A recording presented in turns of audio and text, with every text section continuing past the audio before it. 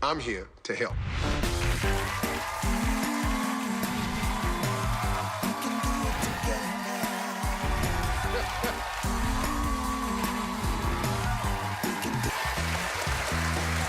Well, you know, my next guest as a real housewife of New York City. What you might not know is that she is the brains behind the fashion lines of Sean Puffy Combs, Jennifer Lopez, and Beyonce. And now she has her own successful line. It's called Yummy. Say hello to Heather Thomson. Hey, girl, what's happening? How you feeling? Well, you did. Well, finally, she was a stay-at-home mom of 2. And now, in only 4 years, she has built one of the fastest-growing beauty businesses in the country with 37 locations and 2,200 employees. Please welcome the founder of Dry Bar, Allie Webb. Hi, Allie. How you doing? Thank you very much. Well, that's pretty good, huh? Nice lineup. That's how you get it done. You know, folks, I tell everybody, success really starts with the gift. It is the single thing that you do the absolute best with the least amount of effort. Well, I got 3 people here who are gifted, found it, discovered it, used it, and has become a very thriving business for them all. Nate, let me start with you, man. Sure. How did you find your gift? So, Steve, I had the design bug from when I was in elementary school. I grew up in Minnesota, and I would have to miss the bus if there was a garage sale or people were setting up stuff on the way. So my mother didn't love this because she would always be like drinking coffee in a robe, and I'd be like, it happened again. They were setting out a card table, and look at it. Look at this box for my room. It's so great. Yeah. I'm gonna can someone help me paint? And my mother was like, you need to get to math class. But the truth is that I always loved design. I had no idea that I would turn it into a career. I didn't even really, even though my mother was a decorator, I had no idea that there was a career in that. It just was what I loved to do. What about you, Heather? Mine was a similar situation where I loved fashion as a kid. I was the kid that changed my clothes 6 times a day and put them all in the laundry. I had one of those desks in my room as a kid growing up that flipped up to a sewing machine. So on a rainy day or a bored day, I would take clothes out of my closet, I would lay down, draw a pattern, and I would sew new clothes for myself. But I missed my gift. I missed it. I never realized that fashion was my calling. I thought writing was my calling, and so I went to school for communications and journalism. And when I graduated college, I was completely lost. Wow. So I got great advice from my mom, who said, just because you graduate college doesn't mean that you get a script to know who you're gonna be when you grow up or what you wanna do. That's right. She said, so just take a minute, and she said, go to the things that you love.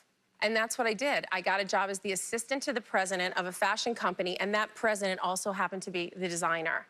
So I got my real education working at a company called Cypress Apparel, and I knew that fashion was my calling. Wow. That's a pretty Yeah. good story. So, Allie, tell me, how did you discover your gift? Well, since the time I was a little girl, I mean, similar to these guys, when I was like 6 and 7 years old, I used to make my mom blow dry my hair, which, by the way, she's not a hairstylist, and I love her, but she wasn't very good at it. And I always have naturally really curly, frizzy hair, but when she would blow out my hair, I felt great, and I just felt better, and I would leave it for a couple days, and I was happy as could be.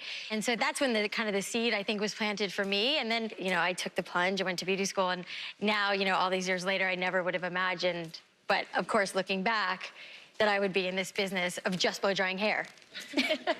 You know what? I was just going to say, the one thing, I'm looking at your audience and I'm listening to both of these wildly successful, brilliant women. The one common thing that all 3 of us just said was mom. Yeah. And it's really, I have to say, when you have a child, they're going to show you what they love. You have to listen. Yes. And if you can support that, because my mom did for me, Yeah. and she let me change my room when I was 13. Yeah. And without that experience, I would never be sitting, I certainly wouldn't be here with this behind my me. mom did not enjoy the blowing out of my hair. Let's just be clear about But that. But she did it. But what he's saying, and I agree, is as a parent, nurture it, don't stifle it. Look, Right. because Absolutely. you don't understand what it is, it don't make it not so. See, the common thread of all of you is that you did not know at the time Right. that this thing that you innately did, that you were so in love with doing, you calling it passion, you found out it was actually your gift. Right. Yeah. Because everybody's born with one. It's the thing that you do the absolute best with the least amount of effort. Right. And all of you discovered it later on, but you also discovered you had been doing it all along. Right.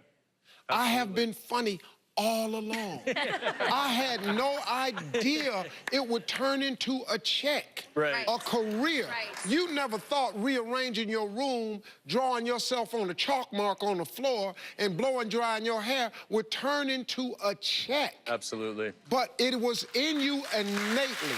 Absolutely. That's a wonderful thing.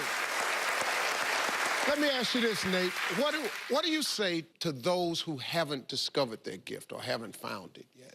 I have a lot of little brothers and one little sister, and they all sort of came to me and they said, you know, what should we do? What should we do? The biggest gift I could give them at that crossroads in their life was to ask them to ask themselves, what is it you love in your spare time that really feels effortless to you, but also doesn't feel like work? It feels like fun. And right. take that and figure out how to make a career out of See, that. people, you know, the number one cause of failure is the fear of failing. How many times have you failed at something? You know, I like to think I fail every Never. day.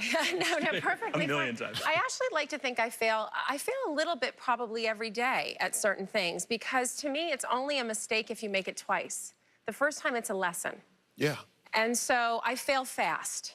Yeah. I fail fast, I make the mistake, I accept the mistake, I embrace the mistake, and I learn from the mistake, and then it's not a mistake, then it's a lesson. Allie, what about you? Yeah, for me, I think it was, you know, I had tried so many other careers and I tried so many other things that didn't work. But I think it was more about not, you know, doing all of these different jobs and all these different careers and never finding the one that really worked for me. And those were, you know, I guess you could say those were failures. Even when we started Dry Bar, you know, everybody thought I was crazy. And, you know, really a lot of people didn't believe in it. And I think that there was a lot of risk associated with that, where people thought this whole idea would fail. So I think that was, you know, a big risk for me. But I think it's, you know, my failures, you know, similar to you, there's been a lot, and there's been a lot of learnings over the last couple of years. You know, I'm listening to you three guys, and the reason I asked you because I'm familiar with your stories. And I thought it was great for the audience to hear these stories. And Nate, Heather, and Allie, they took different paths to discover their gifts.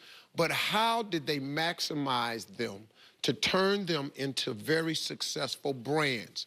Well, they're telling all when we come back, so stay with us.